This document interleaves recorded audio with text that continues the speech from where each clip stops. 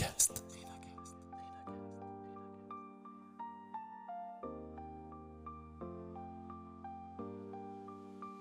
À chaque fois que tu te trouves une excuse pour pas faire ce que tu aimerais faire ou que tu as envie d'entreprendre et que tu trouves une excuse pour pas le faire, c'est une brique que tu poses pour construire un mur autour de toi qui va finir par t'enfermer. J'ai toujours dans ma vie, j'ai pas été guidée par l'appât du gain. Je devais défendre des stratégies ou des projets qui n'étaient pas forcément ceux dans lesquels je croyais. Il y a eu aussi des épisodes un peu de harcèlement par des... Voilà. Donc, j'ai eu des phases un peu compliquées. Donc, c'est peut-être ça qui inconsciemment m'a amené vers le cheminement de me dire, bon, il y a peut-être autre chose pour moi. Et si un simple déclic pouvait changer toute votre vie? Bienvenue sur Renacast, le podcast qui explore ce moment clé où tout bascule, où l'envie de créer prend le dessus sur la peur de l'inconnu. Ici, des entrepreneurs, des audacieux, des visionnaires partagent avec vous leur histoire, leurs doutes, leurs succès, et surtout ce qui les a poussés à tout quitter pour entreprendre. Une idée qui vous trotte en tête, un projet que vous n'osez pas lancer, chaque épisode est là pour vous inspirer et peut-être déclencher votre propre déclic. Abonnez-vous dès maintenant sur votre application de podcast préférée et embarquez avec nous dans l'aventure. On nous répète souvent qu'après 25 ans de carrière, les jeux sont faits. On a son expertise, son réseau, son confort, et on finit par s'habituer à un costume qui, parfois, finit par nous serrer un petit peu trop. Mon invité du jour a passé 2 décennies au cœur des stratégies marketing de la communication de grands groupes. Elle connaissait les codes, elle maîtrisait les écrits, et pourtant, elle a choisi de tout déconstruire. Elle est partie s'installer à Lisbonne, a accepté le vertige de la page blanche et la perte de ses repères pour enfin s'autoriser à créer son propre rôle. Aujourd'hui, elle est ce qu'elle appelle une inspireuse. À plus de 50 ans, elle est devenue mannequin, créatrice de contenu et une voix qui compte dans l'univers du bien vieillir et de la santé intégrative. Elle ne se contente pas de montrer qu'une autre vie est possible, elle l'incarne avec une élégance et une force qui forcent le respect. Entre la lumière de Lisbonne et l'énergie de Paris, elle nous prouve que la maturité n'est pas une fin de parcours, mais le début d'une audace incroyable. Bonjour Stéphanie et bienvenue dans ton épisode de Renacast. Bonjour Nicolas et merci beaucoup pour cette présentation, cette belle présentation. Et un grand merci de m'accueillir dans cet épisode de Renacast et pour parler de mon parcours. Et j'espère que ça résonnera chez certains, que ça leur donnera peut-être envie d'aller de l'avant. On va voir.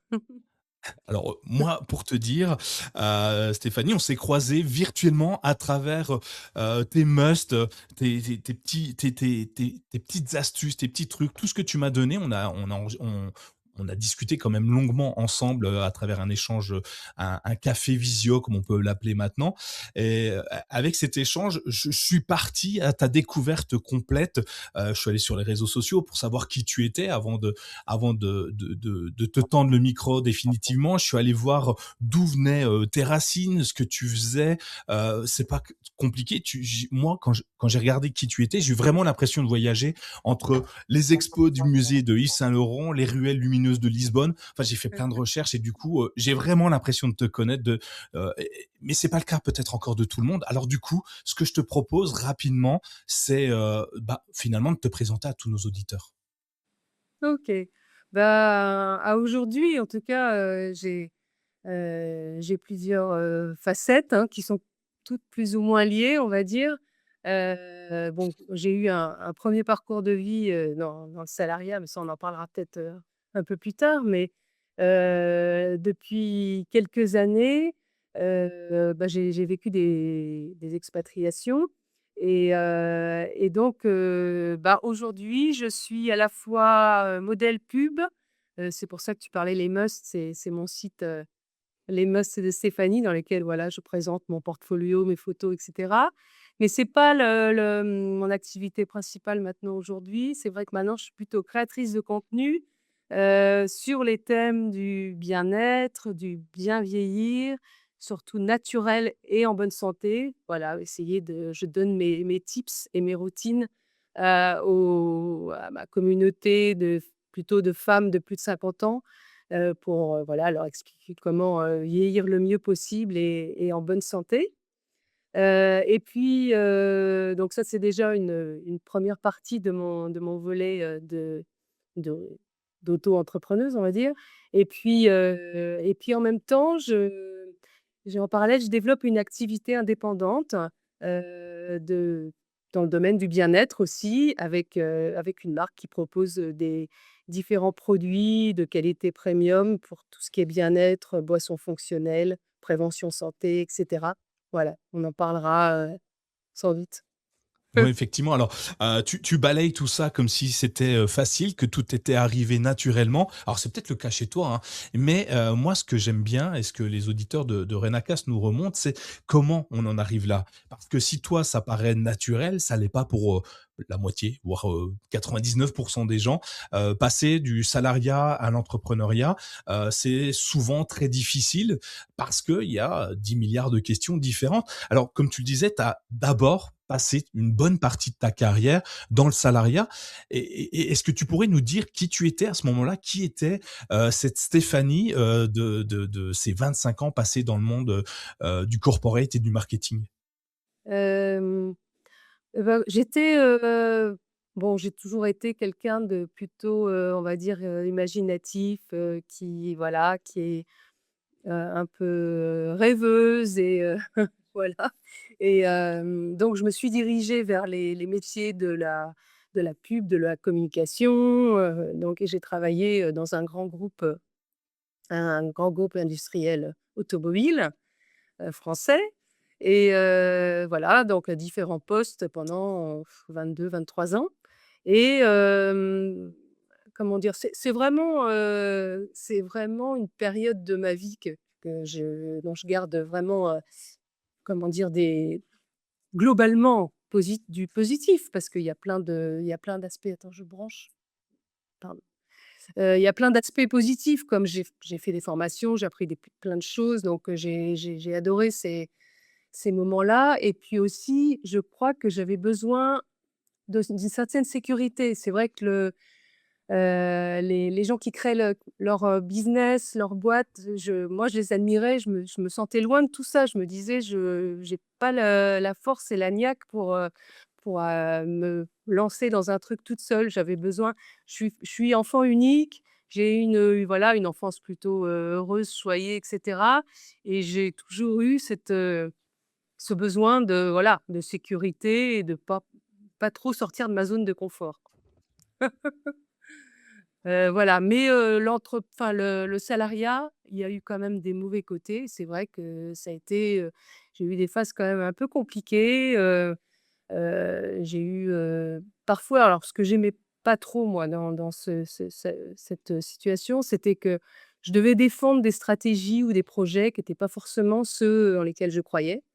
Voilà, fallait que je défende un truc, parce que ma hiérarchie me disait qu'il fallait défendre cette idée-là plutôt qu'une autre et moi j'étais plutôt pour l'autre. Mais bon, bah, c'est comme ça et puis après j'ai eu aussi des épisodes un peu de harcèlement, par des voilà, donc j'ai eu des phases un peu compliquées, quoi. Donc c'est peut-être ça qui inconsciemment m'a amenée vers le cheminement de me dire, «Bon, il y a peut-être autre chose pour moi». Et d'ailleurs, ce autre chose, alors je vois, hein, bah, quand on officie longtemps dans un même métier, alors il y a cette routine qui s'installe, on maîtrise les codes, on maîtrise tous les process, on n'a pas de surprise le matin quand on se lève, on sait que on arrive au boulot à telle heure, on repart à la même heure et puis Oui, après, bon, on officie avec des personnes dans les bureaux et cetera et cetera. Donc évidemment, si en plus ils sont pas très sympas, s'il y a du harcèlement, c'est encore moins cool d'aller travailler. Mais malgré tout, de tous ceux qui nous écoutent, beaucoup d'auditeurs qui nous écoutent n'ont pas encore passé le pas, de changer de métier, de profession, de ne serait-ce que de changer d'entreprise, tu vois? Rester en CDI, mais de changer d'entreprise parce qu'ils sont bien quand même, ils maîtrisent oui, tout. Toi, à un moment donné, tu te dis il y a quelque chose qui te dit: «C'est le moment de m'arrêter, de stopper tout ça, de faire oui. autre chose» et tu t'en et c'était quand? C'était quel jour? Alors je me souviens pas du jour exact, mais je me souviens que c'était vraiment, bah, quand, j'ai eu l'opportunité de suivre mon mari en expatriation parce que lui justement il avait une opportunité pour partir, à Varsovie en Pologne, et donc à ce moment-là, j'aurais pu très bien, demander un poste, un peu équivalent de ce que j'avais, parce que j'étais dans un grand groupe qui était aussi représenté en Pologne et à Varsovie. J'aurais très bien pu choisir de demander, qu'on me propose un poste là-bas de salarié et je me suis dit: «Non, j'ai plus envie de ça». C'est vraiment le moment pour moi de passer à autre chose et d'expérimenter autre chose. Alors je savais pas encore quoi, mais je savais que j'allais essayer de me réaliser et de voilà, de faire quelque chose. Donc ça a été vraiment le premier déclencheur. Donc j'ai profité d'un plan de départ volontaire, du groupe parce qu'à ce moment-là, ils proposaient ça. Donc c'était vraiment une chance et je me suis dit: «C'est un signe, c'est le bon moment, heu, c'est le tournant, quoi».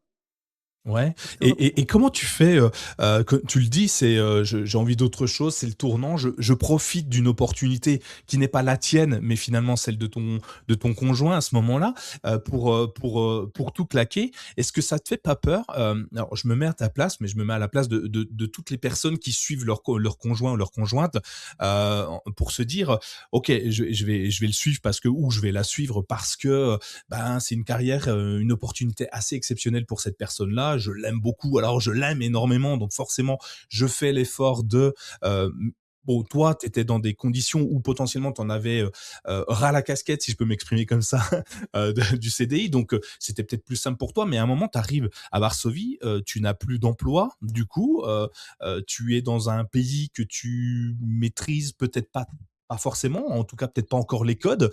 Est-ce que c'est pas compliqué d'arriver dans un pays toute seule, enfin pas toute seule, vous êtes deux, mais finalement lui il faut qu'il aille bosser quand même, et toi tu te retrouves seule dans l'appartement ou la maison que vous avez choisi. Comment ça se passe à ce moment-là? Qu'est-ce qui te passe dans la tête?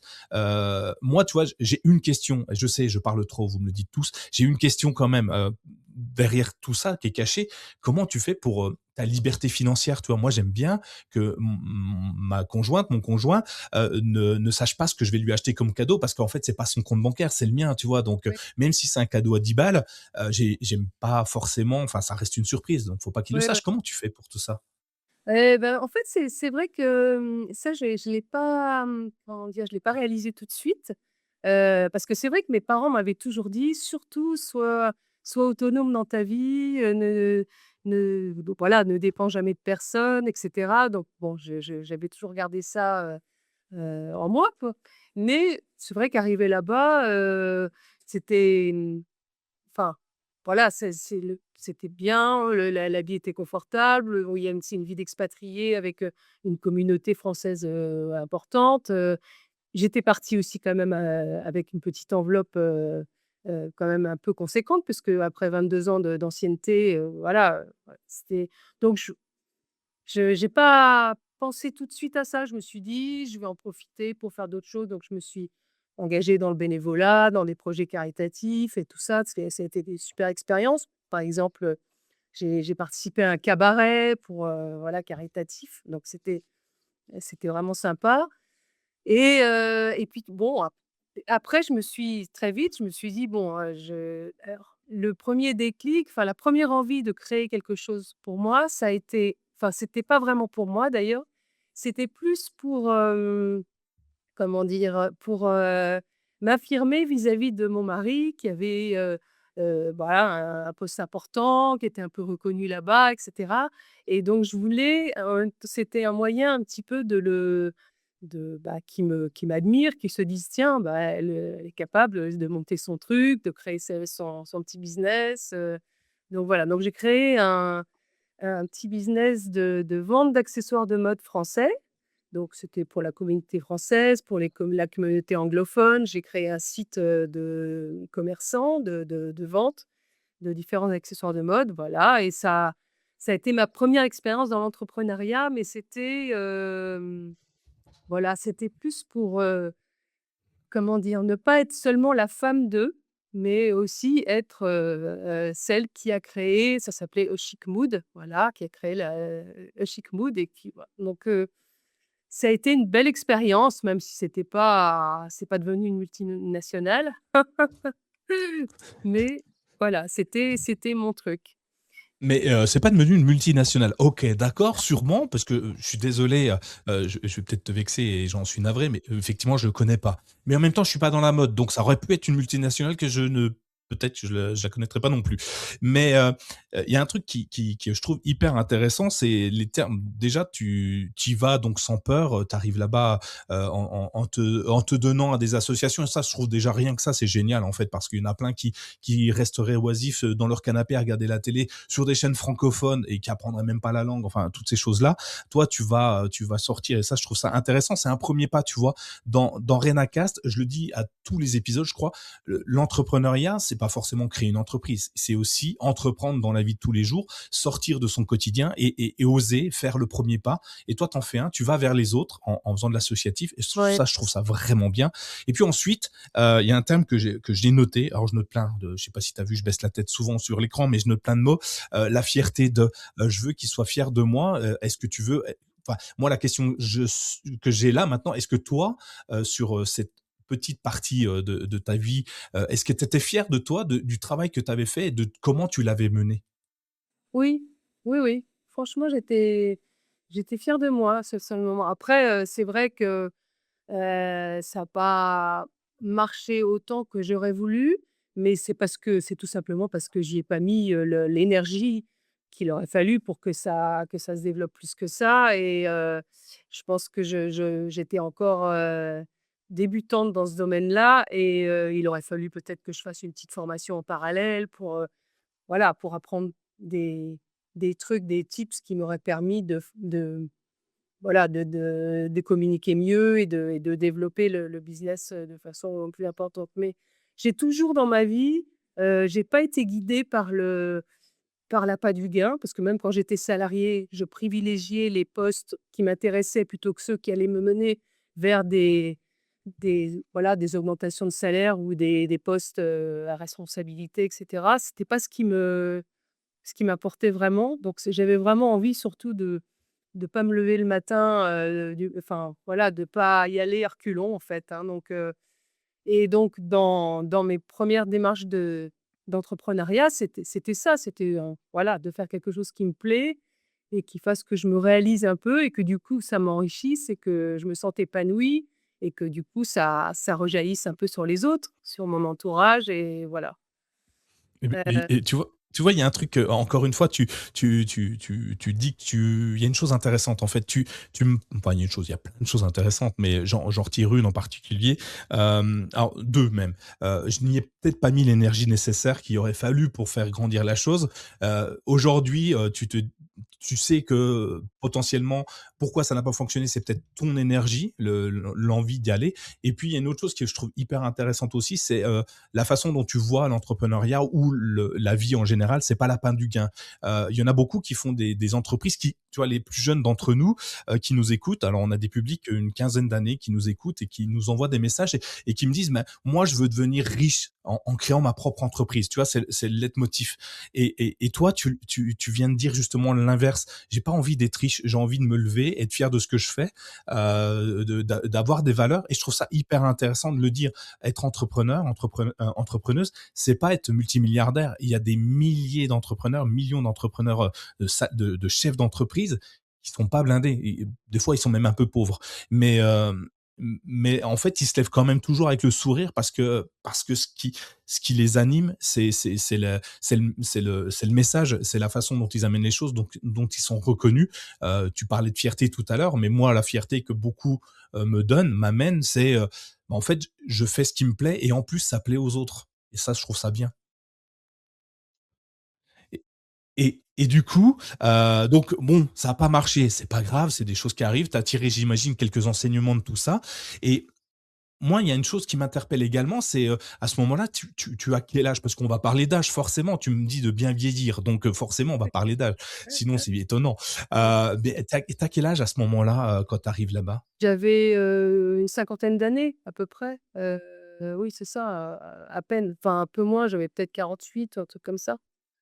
Je suis très mauvaise sur les notions de temps et tout ça et de date, de savoir si c'est en 2000, je sais pas quoi, 13 et je suis je, mmh, je vis, je vis comme ça au jour le jour et je voilà.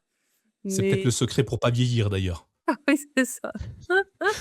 Et du coup, à 50 ans, 48, 50, 52, peu importe, dans cette partie-là de ta vie, comment tu fais pour, c'est enfin, bon, tu es assez âgé pour comprendre la vie, en fait. Tu as vécu, tu sais les erreurs que tu as faites, celles que les autres ont fait. On a le recul nécessaire à un âge, alors plus ou moins avancé, hein, ça dépend des gens. Il y en a à 20 ans, ils ont déjà un recul exceptionnel et Oui, moi j'en ai 40, je sais pas, je suis comme toi, je sais pas vraiment exactement quel âge j'ai aujourd'hui, 48, 49, 50 dans ces eaux-là et je commence seulement à comprendre, tout ce qui s'est passé dans ma vie, tu vois? J'ai mis oui, les pierres les unes derrière les autres, ça y est, mon chemin, en me retournant, je le vois, mais avant, mais je c'est savais pas ça. du tout où j'allais. Et moi, Et c'est et et exactement ça. C'est même maintenant, depuis 1 an ou 2 que je commence à alors que je suis dans cette deuxième phase de l'entrepreneuriat où là, je commence à être à un âge alors maintenant, aujourd'hui, j'ai 62 ans.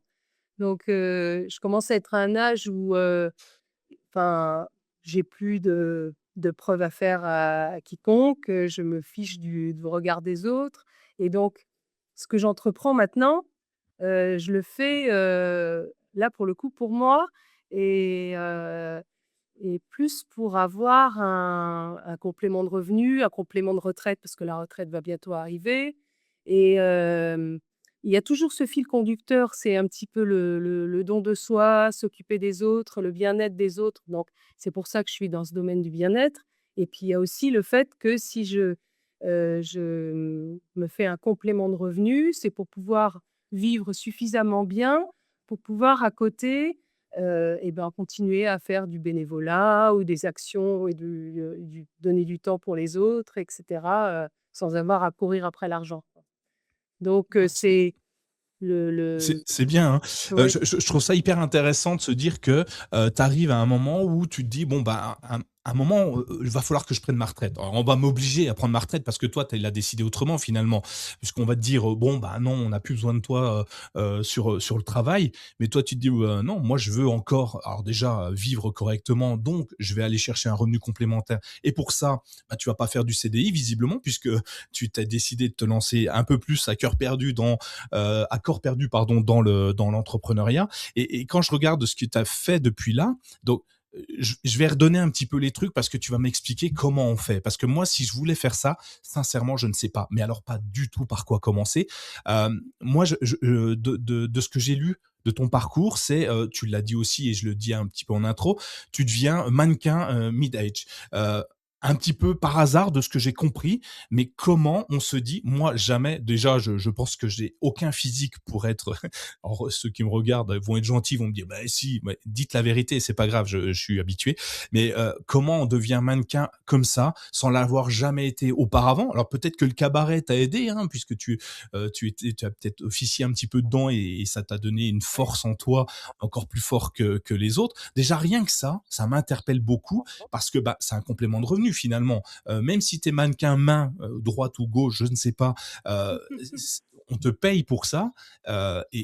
Déjà, je ne sais même pas comment faire ça. Est-ce qu'on est salarié à ce moment-là? Est-ce qu'on est entrepreneur, intermittent du spectacle et quel statut on a? Si quelqu'un voulait faire ça, par quoi il doit commencer? Ah oui.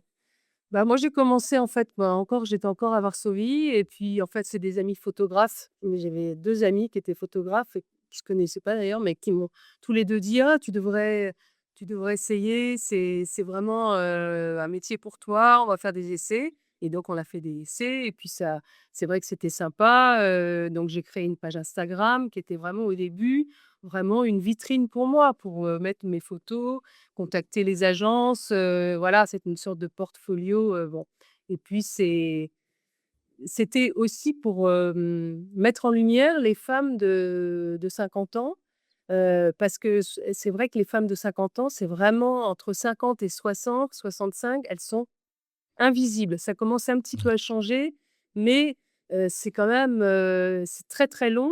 En fait, soit les mannequins et d'ailleurs moi c'était un peu compliqué parce que c'est vrai que on me dit souvent que je suis plus jeune que mon âge et du coup, quand je postule à des castings, pour des femmes qui ont mon âge, ben, on cherche pas des personnes qui ont des physiques comme le mien. On cherche chez les nanas qui ont les cheveux blancs avec un petit chignon et j'exagère un peu, mais bon, c'est ça. Et donc en fait, voilà, je voulais montrer que les femmes de 50 ans, c'était vraiment les marques devraient s'y intéresser un petit peu plus parce que, elles sont encore, séduisantes, elles ont l'énergie, elles sont un peu dégagées des obligations familiales. Les enfants sont grands, ils sont élevés et cetera. Elles ont les moyens, ben, de s'acheter quand même, pas mal de choses. Elles ont plus de moyens que des jeunes ou que des retraités.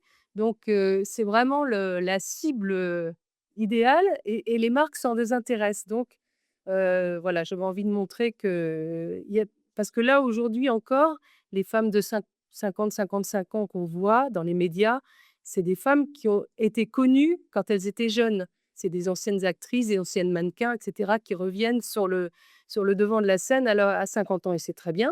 Mais les femmes, un petit peu, de la madame tout le monde, de cette tranche d'âge-là, elles sont un peu absentes encore des médias parce qu'on n'arrive pas à leur trouver de fonction. Elles sont, voilà, ni grand-mère, ni jeune active, ni enfin voilà, on ne sait pas trop où les mettre.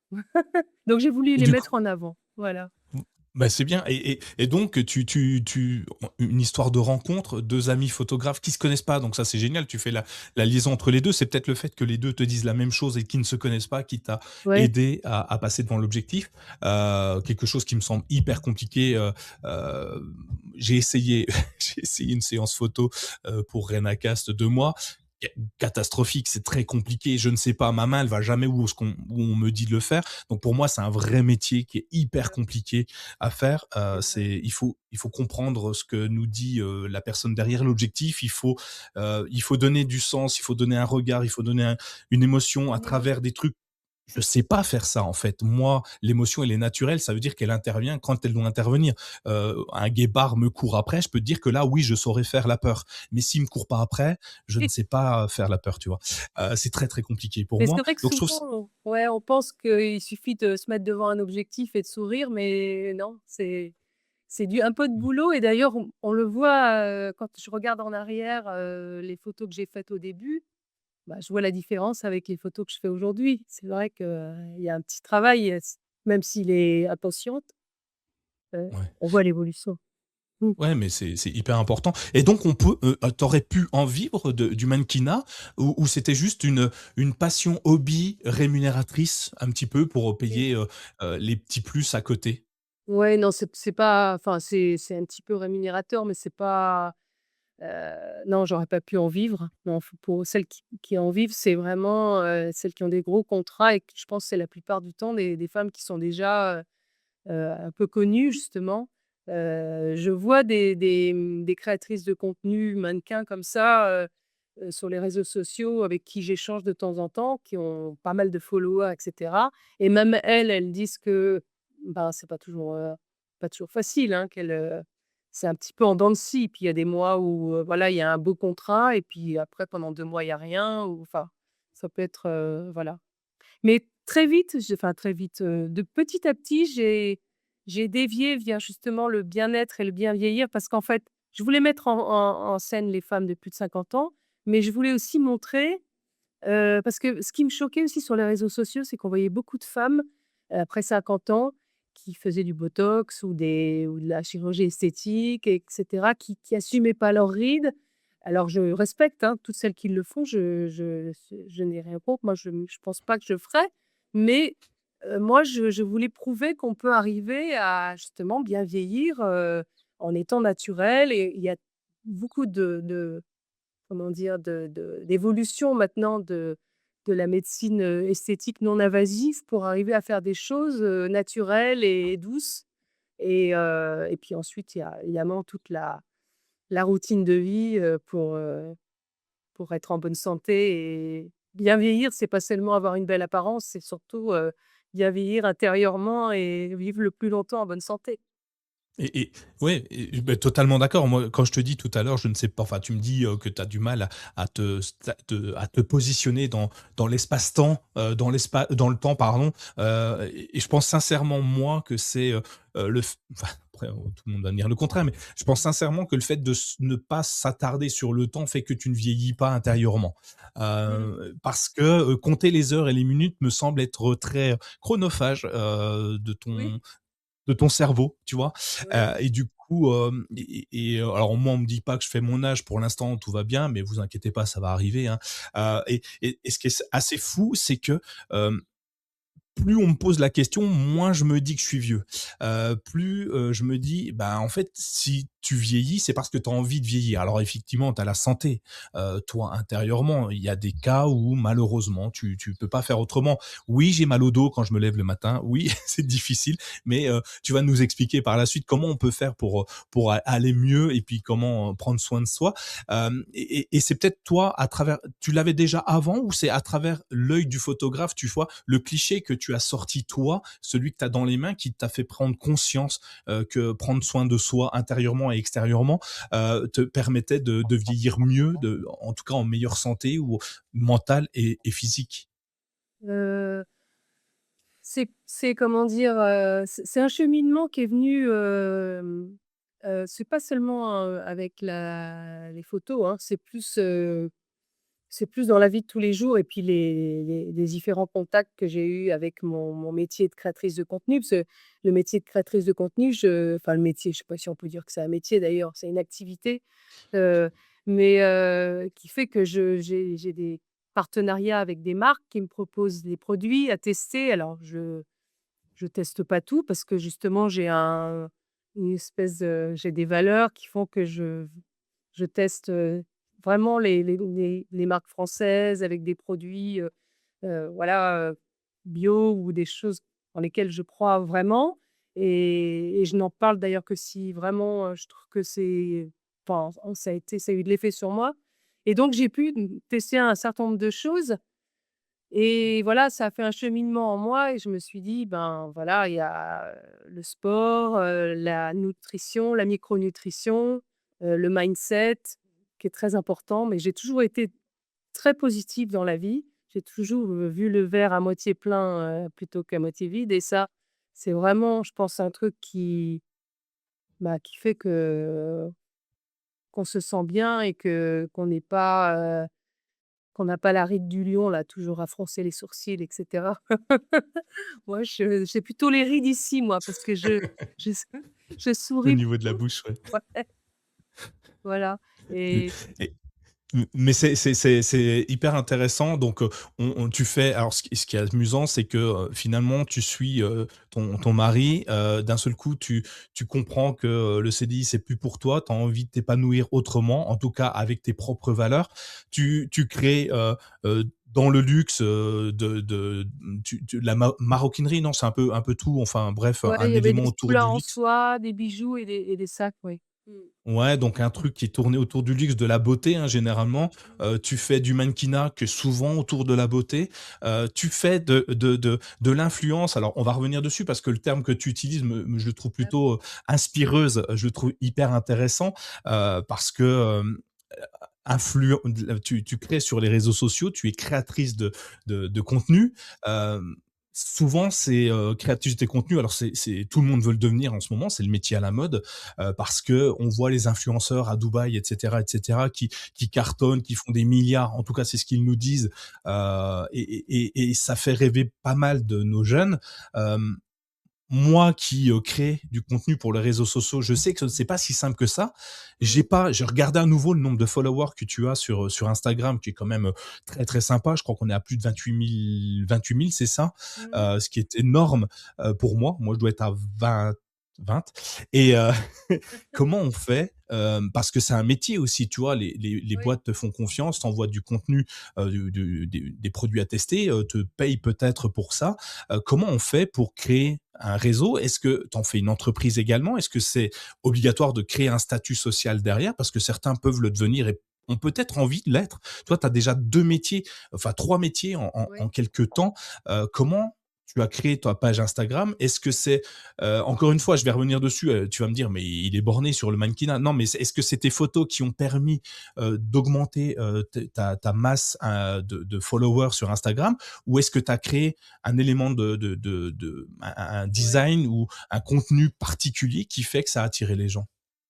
Au début, c'était les photos effectivement, je faisais des belles photos avec mes photographes, tout ça, c'était, donc vraiment une sorte de vitrine, donc c'était sympa. Après j'ai quand même, j'ai regardé beaucoup de tutoriels sur voilà, internet pour savoir comment faire travailler l'algorithme pour, voilà, développer mon compte et le nombre de followers, donc j'ai profité d'une vague, ça s'est bien développé et puis, bon, ça allait vers une population qui était pas tout à fait ce que je cherchais parce que c'était beaucoup d'hommes qui étaient voilà, J'imagine. ou qui trouvaient que mes photos étaient jolies, mais bon, c'était pas voilà, donc très vite, j'ai essayé de faire des contenus qui étaient vraiment plus ciblés et de me créer vraiment une identité,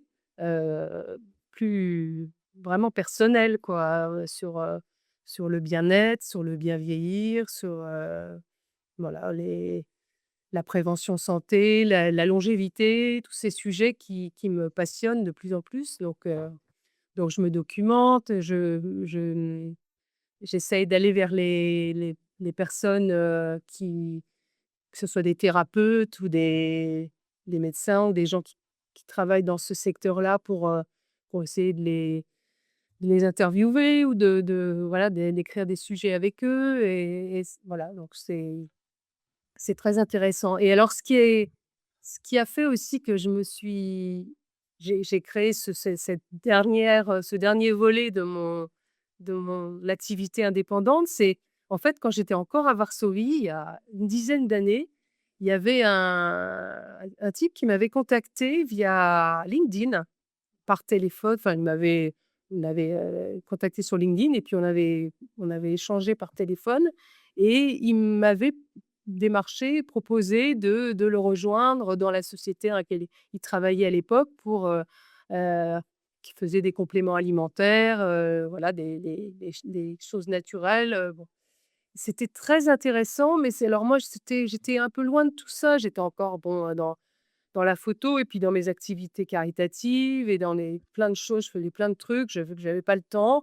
On avait discuté longtemps, mais bah, je lui avais dit que franchement, pour l'instant non, mais on verra, bon et parce qu'il voulait que je développe ça en Pologne et puis finalement, c'était vraiment pas le moment pour moi et il m'a recontacté il y a 1 an et demi de ça, et il a changé de voilà, de société. Il y a une nouvelle boîte qui s'est créée et lui en fait partie avec les membres fondateurs et ben, 10 ans plus tard, il m'a recontacté et là, c'était le bon moment, la bonne personne au bon moment, tous les signaux étaient verts. Je me suis dit: «Maintenant, je suis dans le bien-être, j'ai une légitimité avec ce que je fais, ce que je présente et cetera et donc oui, je vais me lancer là-dedans parce que ça et puis que les produits en plus, correspondent vraiment à ce que j'aime et enfin, maintenant j'en consomme moi pour, personnellement dans mon quotidien donc j'ai aucun mal à les recommander et donc voilà et donc j'ai envie de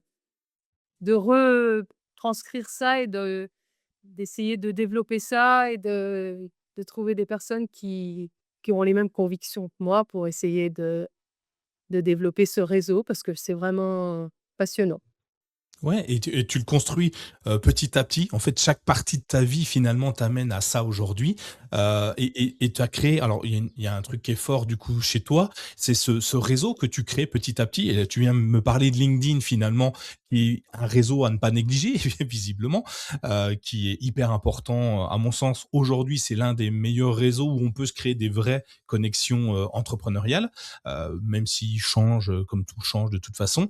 Et donc tu t'es créé un réseau, tu t'es créé, une visibilité avec ton Instagram qui est important. Donc j'imagine j'imagine que ça a pesé dans la balance, pour te recontacter. Moi, perso, si j'ai un produit, qui est ta cible à toi, forcément, j'aurais envie d'échanger avec toi parce que qui de mieux que toi, pourra m'aider à faire progresser mon activité? Évidemment, on est dans le même enfin, vous êtes dans le même cœur d'activité, donc c'est normal, d'aller ensemble et c'est pas, toi, c'est pas comme les youtubeurs qui enfin, pas les youtubeurs, mais ceux qui sont sur TikTok et cetera. Du jour au lendemain, ils changent de complément, ils changent de trucs parce que c'est l'argent qui les amène à ça.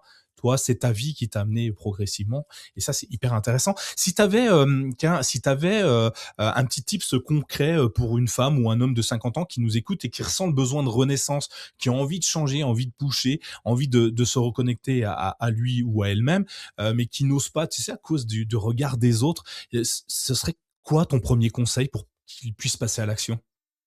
Hem, Bah, je pense que vraiment, justement, il faut, heu, détacher du regard des autres, vraiment, essayer d'avoir une espèce d'introspection et de se dire, est-ce qu'on est vraiment là où on veut être et où on a envie d'être? Sinon, bah, c'est le moment de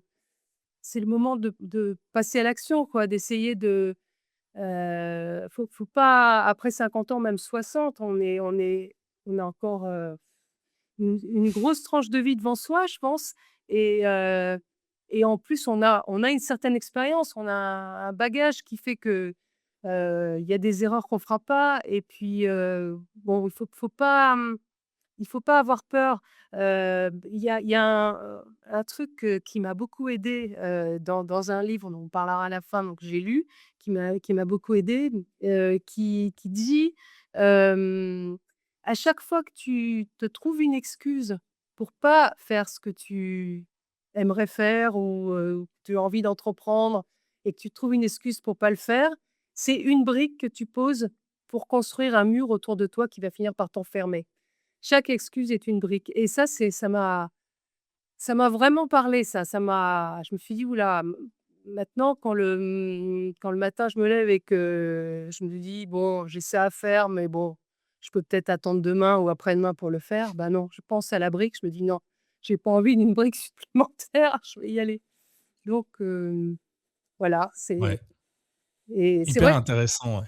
Ouais. Hem, je trouve ça l'image est très forte, je vois le mur se monter, au fur et à mesure des excuses, que les gens peuvent se donner.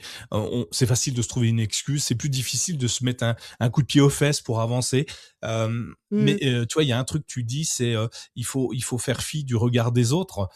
Faut c'est facile à dire, hein. Moi, je suis le Ouais. premier à le dire à tous ceux qui m'entourent autour de moi et pourtant j'ai mis, 40 ans, 50 ans à réussir à oublier le regard des autres, à me dire que au pire quoi, j'aurais essayé quoi, tant pis pour eux et si ça leur convient pas, c'est pas très grave. J'y suis arrivé, aujourd'hui, je ne sais pas comment l'expliquer aux gens, comment moi j'ai réussi parce que de toute façon, on est tous différents et les différentes problématiques que j'ai rencontrées, les différentes erreurs que j'ai faites, les autres n'ont pas eu les mêmes. Et donc c'est toujours un peu difficile. Mais toi, est-ce qu'il y a un truc qui te permet de, toi, un truc qui te semble assez généraliste pour dire aux gens, voilà, que le regard des autres c'est pas important et comment on peut faire pour ne pas avoir ce regard pesant sur nos épaules quand on avance, en vieillissant ou pas d'ailleurs. On peut être jeune et avoir déjà des problèmes avec le regard des autres, le jugement Ouais. du regard de ceux qui sont autour de nous. Moi, je pense qu'on peut pas d'ailleurs, complètement se détacher du regard des autres parce heu, on a besoin quand même d'avoir, mais comment dire? Je parle simplement du regard bienveillant, voilà et je n'écoute plus ceux qui, voilà, qui ont des critiques qui sont pas constructives ou qui, voilà, c'est que eux ont un souci à régler, c'est qu'ils sont jaloux et c'est qu'ils sont, et donc s'ils critiquent, c'est qu'ils sont peut-être pas bien eux-mêmes, donc s'ils perdent du temps à le faire, donc moi voilà, je pense qu'il faut plutôt, aller vers les gens qui dégagent quelque chose de positif et c'est plus entraînant, quoi et puis, Ouais. si soi-même on a, un esprit positif, ben, ça va ça va se démultiplier et ça va ça va se refléter sur les autres et les autres auront plus envie d'aller vers nous et du coup, ben, ça fait un peu boule de neige, quoi. Et c'est vrai que là, l'activité dans laquelle je me lance, qui est quand même, finalement un métier de marketing relationnel, on va dire, heu, c'est pas j'ai eu j'ai mis du temps à me dire: «Attends, c'est pas de la vente», parce que moi je suis pas du tout une vendeuse dans l'âme, c'est pas du tout mon truc, j'aime pas ça et pour moi, le vendeur, c'était vraiment la personne qui peut te vendre n'importe quoi, voilà, même quelque chose qu'il n'utilise pas lui-même et qui bon, auquel il ne croit pas forcément. Donc voilà, moi ce que je cherche, c'est plutôt de faire de la recommandation et si les gens, accrochent, c'est bien. S'ils ont pas envie, bah, je veux pas du tout les forcer, je veux pas essayer de les convaincre. Je veux juste, donner moi mon expérience, mon vécu et voilà, mon feedback et je pense que si ça se passe bien pour moi et si, je le vis bien et tout ça, ça va se ressentir et les gens auront envie de faire comme moi. Voilà et puis, si je me suis aussi lancée dans cette entreprise, dans cette aventure, c'est parce que comme je parlais au début de mon comment dire? Mon besoin d'avoir quand même une certaine sécurité. J'avais toujours un peu peur de me lancer en entrepreneuriat toute seule en me disant, «Je vais, peut-être perdre pied, je vais» alors pour celles et ceux qui ont peur de faire le pas comme ça, moi c'est ça qui est bien, c'est que je suis maintenant en fait, j'ai créé mon business mais parmi une structure existante, qui m'apporte quand même cette sécurité donc ce que je vais gagner, ça sera uniquement par mon travail. Plus je vais, faire d'efforts, plus je vais travailler, plus j'aurai de rentrées et plus ça va payer. Mais par contre, je prends aucun risque. Si demain ça marche pas ou je veux arrêter, ben, j'aurai rien investi, j'ai pas de stock, j'ai rien de Ouais. tout ça et j'ai au contraire, une structure qui m'aide sur plein de choses, sur voilà, la partie, Ouais, facturation, c'est voilà. intéressant ce que tu dis, pour se lancer. On peut choisir le système de franchise. Alors c'est pas forcément une franchise là, toi pour toi, c'est plutôt apporteur d'affaires, apporteuse d'affaires peut-être dans cet esprit-là? Ouais, c'est affilié, on dit, enfin, c'est de Ouais, l'affiliation affilié, oui. un peu, ouais, OK, ouais, et ce qui est intéressant, c'est que, ben, du coup, en termes d'investissement financier, il est très, très faible. Il y a mmh, eu peut-être deux trois produits que tu dois acheter, deux trois choses parce qu'il faut bien déjà le tester. Donc toi, tu le testes, donc ouais, forcément, tu as investi un peu dedans pour montrer, et derrière, tu fais, tu montres ce que tu utilises, ce que tu fais, ce que ça apporte. Finalement, tu es, la preuve par l'exemple de comment fonctionne le produit ou pas. Donc ça, c'est hyper ouais, intéressant. Tu as l'air de croire en ton produit, donc c'est encore plus intéressant pour ceux qui t'écoutent et du coup, on peut pas se dire que, ça va être difficile, si je me mets à ta place. Techniquement, si tu te donnes à fond, que tu crois en produit, au projet, tu investis très peu, tu peux pas perdre, tu peux que bah, gagner non, finalement. Donc ouais, du coup, pourquoi s'en priver? Ça me fait penser et tu vas me dire, je me trompe peut-être, mais ça me fait penser un petit peu, alors j'ai une amie qui fait ça, mais qui fait, tu sais, qui vend du alors rien à voir, attention, hein, rien à voir, mais qui est vendeuse des produits Vorwerk, tu sais, les grosses machines qui coûtent très, très cher, pour mettre dans les cuisines là, qui sait tout faire. Elle est passionnée par ce truc, elle fait de la cuisine tous les jours et elle ne vend pas le produit en fait. Elle est tellement convaincue des bienfaits de l'appareil que quand elle y va, bon, déjà c'est l'éclate pour elle, elle est super contente. Elle passe plus une soirée entre copines, tu vois, ou entre. Bah, d'ailleurs, il y a de plus en plus d'hommes qui cuisinent, donc ça c'est bien. Mais elle passe plus une soirée sympa où elle montre sa passion de la cuisine à travers un appareil et elle en vend des tonnes. Elle vit grâce à ça, donc bravo à elle. Et ouais, elle a eu très très peu d'investissement. Et ce qui est fou, c'est qu'elle est devenue une très très bonne vendeuse. Alors tu dis que les vendeurs, c'est pas bien, c'est connoté effectivement les vendeurs, mais au final les chiffres sont là. Elle fait partie des meilleures vendeuses parce que elle croit tellement en son produit. Parce qu'elle est convaincue que ouais, derrière elle a fait le bon choix et puis que bah, finalement ça marche bien.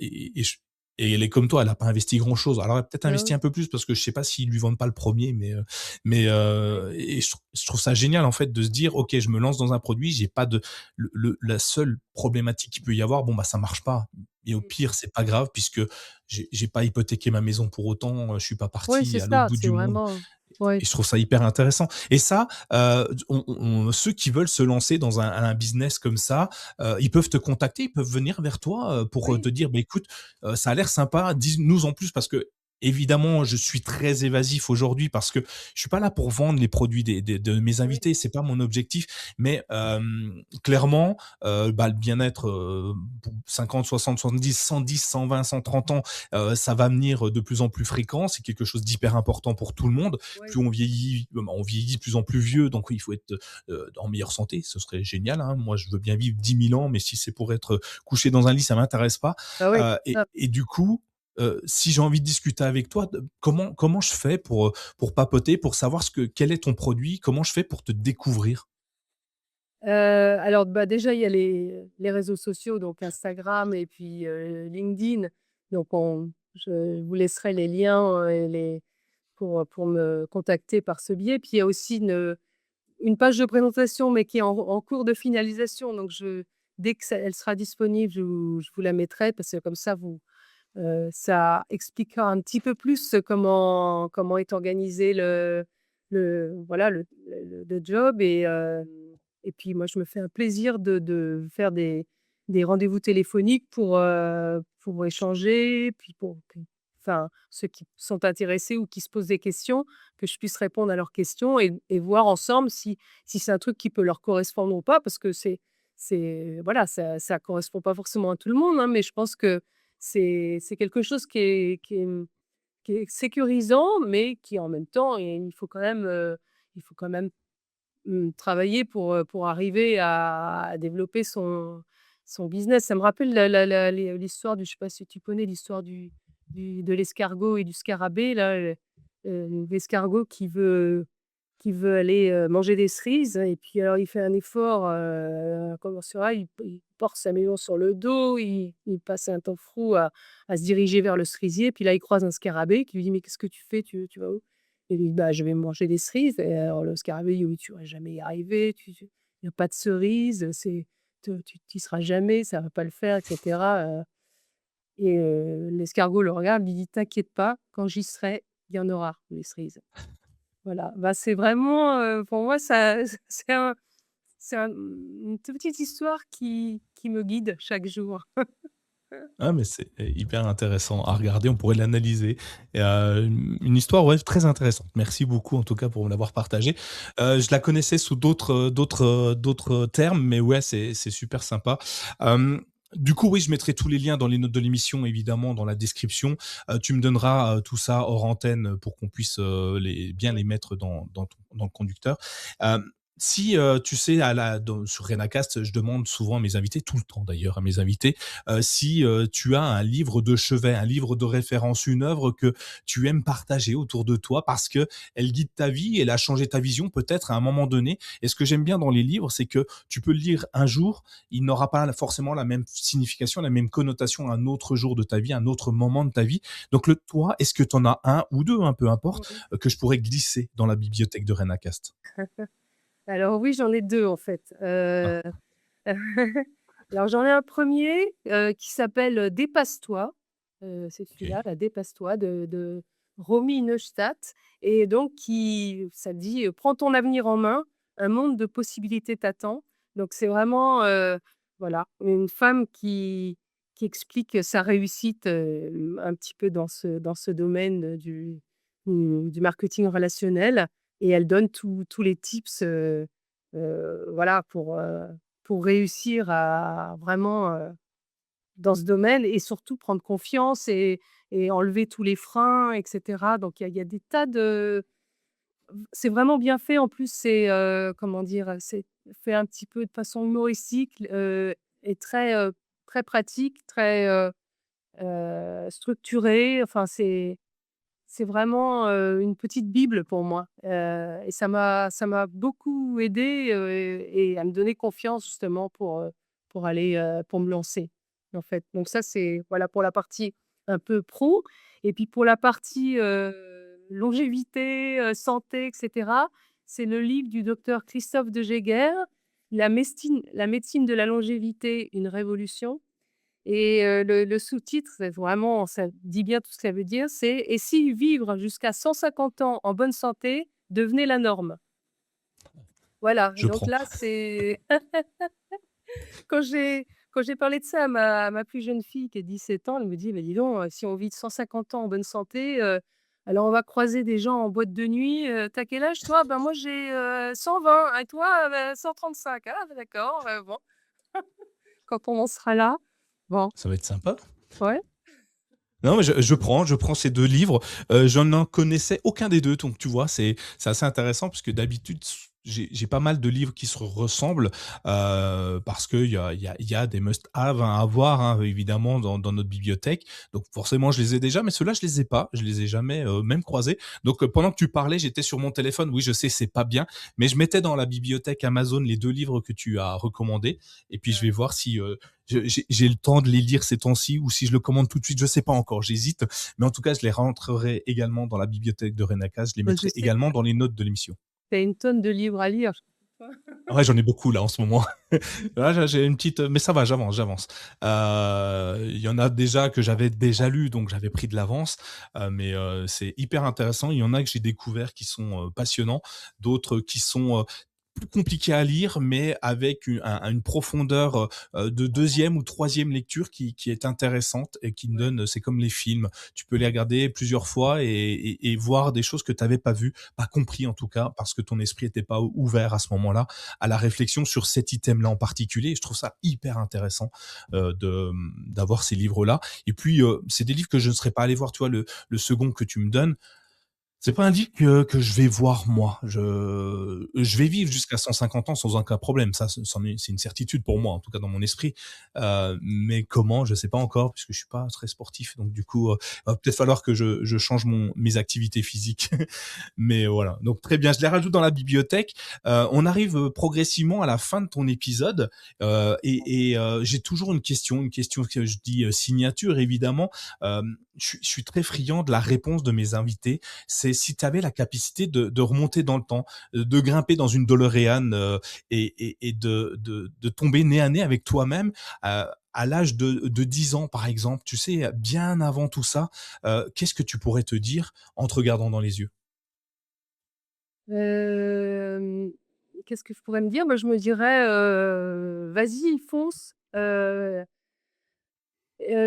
presque, donne-toi des coups de pied aux fesses parce que sors de ta zone de confort, voilà, prends confiance». Parce que c'est vrai que, malgré le fait que j'ai eu une enfance, comme je disais, très heureuse et choyée et cetera, j'étais timide et j'avais pas confiance en moi et cetera et donc je me disais, voilà, si les gens, enfin si j'ai, un peu de valeur, les gens s'en rendront compte par eux-mêmes et voilà, j'ai pas besoin de forcer le destin et donc je dirais à cette, petite fille, si, il faut quand même un peu, forcer le destin, et puis il faut pas hésiter parce que tu verras, dans quelques décennies, tu seras une femme qui aura accompli des tonnes de trucs et tu seras contente de toi. Voilà. Effectivement, tu auras accompli des tonnes de trucs. Il faut juste, parfois se mettre un petit coup de pied aux fesses pour avancer plus vite. Merci Stéphanie, pour ta transparence, pour cette, petite dose d'énergie que tu m'as donnée aujourd'hui, l'envie de vieillir encore mieux, plus longtemps et pourquoi pas, me remettre au sport. Ah là, faut y aller, hein, quand même. Moi, ce que je propose à tous mes invités, c'est que là, on a balayé tes toutes premières années de ta vie, donc jusqu'à aujourd'hui, donc quasiment rien par rapport à nos 150 ans qu'on va vivre. On prend date, on se redonne rendez-vous d'ici 2 ans, si tu le veux bien, et puis on expliquera à tout le monde comment tu as progressé, comment ton activité a explosé peut-être, quels sont tes nouveaux projets, et puis bah, sur la santé évidemment, mais sur peut-être plein d'autres choses. Si ça te va, on se revoit bientôt, on se cale un rendez-vous un de ces jours, et puis Et merci en tout cas pour tout ça. Ça m'a fait énormément plaisir d'échanger avec toi. Et j'espère que tu as apporté tout ce que tu voulais dire à nos auditeurs et que nos auditeurs ont apprécié ce que tu leur as donné. Merci beaucoup, j'espère aussi. Stéphanie. Merci beaucoup, merci à toi, Merci. c'était un plaisir. À très bientôt. Merci. Ciao, bye bye. Au revoir. Si cet épisode vous a inspiré, ne le gardez pas pour vous. Partagez-le avec vos amis, votre famille, vos collègues, qui sait. Cela pourrait bien être le déclic dont ils ont besoin pour se lancer. Abonnez-vous dès maintenant sur votre application de podcast préférée et laissez-nous une note 5 étoiles ainsi qu'un commentaire. Votre soutien est essentiel pour faire grandir RenaCast et continuer à donner la parole à celles et ceux qui ont osé. À très vite pour un nouvel épisode et surtout, osez passer à l'action.